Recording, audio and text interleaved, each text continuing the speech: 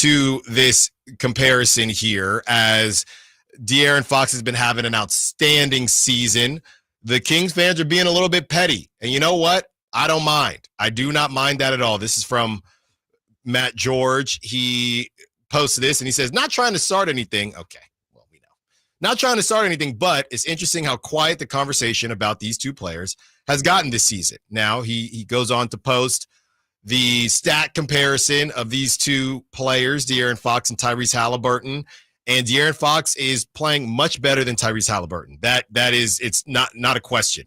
The only stats that Tyrese Haliburton is doing better than De'Aaron Fox is assists and blocks. And the blocks is 0.1 for De'Aaron, 0.6 for Tyrese Haliburton. It's really the assists, De'Aaron at 5.7, Tyrese Haliburton at 8.5. And that's what Tyrese Haliburton does. You know, he wants to be Rajon Rondo. He wants to be this guy that's just distributing the basketball almost to a fault, right? I mean, sometimes it looks like he's hunting assists, which just sounds absurd to say, but that's how it sounds. That's how it appears sometimes. Besides that, De'Aaron Fox has played in one more game than Tyrese so far. 28.8 points per game compared to Tyrese Haliburton's 16.1 points per game. Total rebounds, De'Aaron's at 5. Tyrese Haliburton's at 3.7. I already talked about the assists. Steals, De'Aaron's got Tyrese beaten 1.7 to 1.4. And then field goal percentage, De'Aaron shooting 50% from the field. Tyrese Haliburton's at 38. 3-point percentage, De'Aaron's at 35. Tyrese Haliburton's at 28%. Free throw percentage, De'Aaron's at 83. Tyrese Haliburton's at 81. So, those are kind of the big boys there. And De'Aaron Fox is kind of wiping the floor with Tyrese. Tyrese Haliburton just isn't playing well this season. He didn't start out very hot, and he hasn't really heated up since. So is it fair or foul for Kings fans to say, don't think we forgot.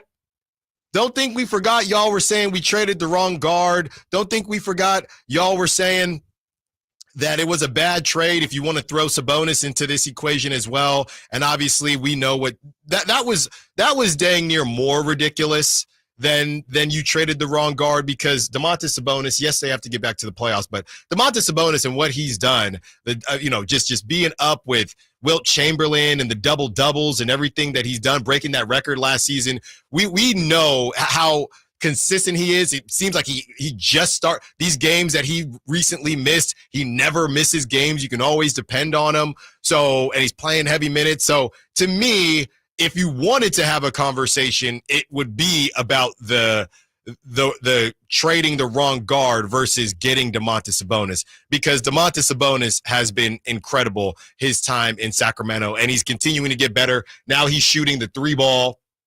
Now he's shooting the three ball as well. So that's just that. To me, that one just didn't make very much sense. And you have the 209 chiming in saying Tyrese is dealing with a pretty bad back injury. Isn't that part of the deal, though, 209? Last season, he had the hamstring stuff, and he missed time that way. The best ability is availability. De'Aaron Fox doesn't miss a lot of games. De'Aaron Fox playing through his two fingers are taped together. So I hear you, 209, but I feel like that's kind of part of the deal as well. This is the second season now where Tyrese has been a little banged up.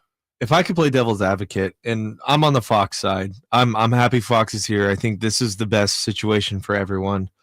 But if you did want to take the Haliburton argument, the only couple things I can think of are that Fox, I know the last 3 games they haven't been there, but Fox has the better team, hands down, right? I mean, well, now with DeRozan? This season. I'm saying this season. Yeah. This season. I'd say yeah, but it also depends on, I guess the bottom line is Domantas Sabonis is better than Miles Turner. I think most people would agree with that, because I'm looking here at the matchups. Pascal and DeMar, I'd maybe call that a wash. And then if you're calling Tyrese and Fox a wash, I don't know, man. It's tough. The Pacers got some young pieces, but I would give, with DeMar DeRozan, I'd give the Kings the edge. Yes. Okay. The other thing is, and all I'm doing, this is not my opinion. This is just a point I'm bringing up. It's a contract year for Fox. It's a supermax contract year for Fox. Take what you want from that. You know what I mean? Like Yeah. points. He's trying to run up the stats. Well, maybe I don't know if that's the case, but that's Yeah. I'm playing devil's advocate. But to call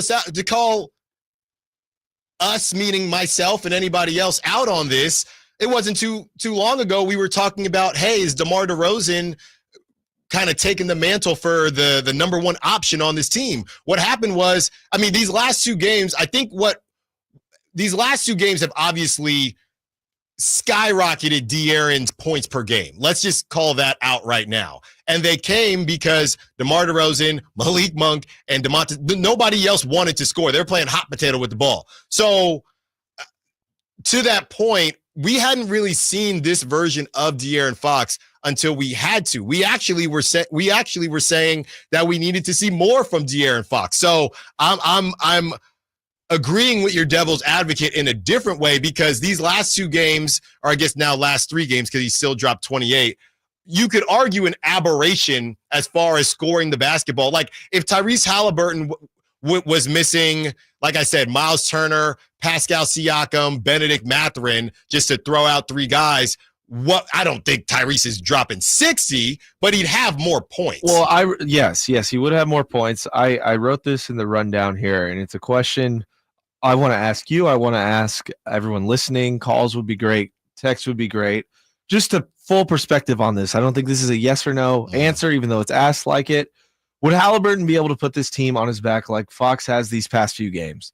Fox has, right? Fox has put everything on himself. Yes, especially with the last shot against who did we play? Atlanta. Mm-hmm. He obviously putting up those huge numbers. He feels like he has to take over. I don't. Yeah, I think it's a no, but I do think Haliburton would have stepped up, healthy, obviously, if we're taking that out of the equation. But it wouldn't be like this. It wouldn't be takeover mode. There's no way Tyrese Haliburton is dropping 60. I just don't. He just doesn't have that bag. Unless all the threes would have to hit. Yeah, it'd have to be 10 threes. It'd have to just be like Keon Ellis the other night. Yes, and what's crazy? It would look more random than De'Aaron Fox. De'Aaron Fox was driving. De'Aaron Fox was getting to his spots that he always gets to. That was a legit 60. Not, when we during the summer and we joke about random dudes that have dropped 50. There are random nights where the Brandon Jennings, guys like that, drop 50.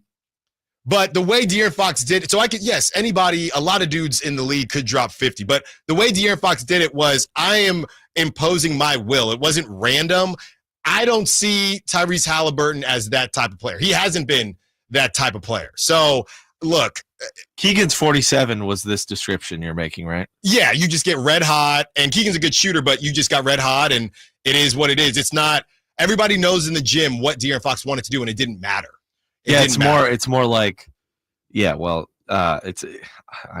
I almost hard to say this, but it's more like LeBron, like just going in there and be like, I'm going to will my way to score no matter what, put everything on the line. And last season there was a lot of, are you not driving, very similar to LeBron as well. Hey, is De'Aaron selling for threes because he doesn't want to go to the free throw line at the end of games because his free throw percentage wasn't there? Well, He's been about that life, okay? He's a career 70, and I know it's early. He's a career 74% free throw shooter. He's shooting 83% this season. That also is a version of leadership. That's also a version of leadership. I'm just looking just for whatever it's worth. If we want to, I know this season Tyrese hasn't been healthy. De'Aaron Fox hasn't either, by the way. But career-wise, De'Aaron Fox, 21 points per game, 3.8 rebounds per game, 6.1 assists per game. Oddly enough, De'Aaron's assists are down a little bit, 5.7 this season compared to his career. And you have Tyrese Haliburton. Obviously, Tyrese is a couple years younger. Tyrese Haliburton, that was De'Aaron in 484 games. Tyrese Haliburton in 274 games. He's averaging 17.2 points per game, 3.7 rebounds per game, and 8.7 assists per game. So the rebounds, De'Aaron's got him by 0.1, but besides that, De'Aaron's got him by rebounds 0.1. He's got him by points by a decent margin, 21-17. And then you have Tyrese Haliburton, that's kind of his calling card, who's got De'Aaron by about 3, or by about 2 to 3. So look, it's still early, but the people to bring this whole thing around and whether or not Kings fans should be able to, spin the block a little bit and say, where y'all at? I think it's completely fair. Sacramento and these stupid podcasts just dunking on Sacramento for absolutely no reason. And a guy in De'Aaron Fox who is probably the most underrated player in the league right now. And when we get to this, Dave gave me that hint on the Ringer top 100. It's going to be when I read off this list and the top 100, where De'Aaron is, where Sabonis is, where's Tyrese Haliburton. It's going to make you chuckle.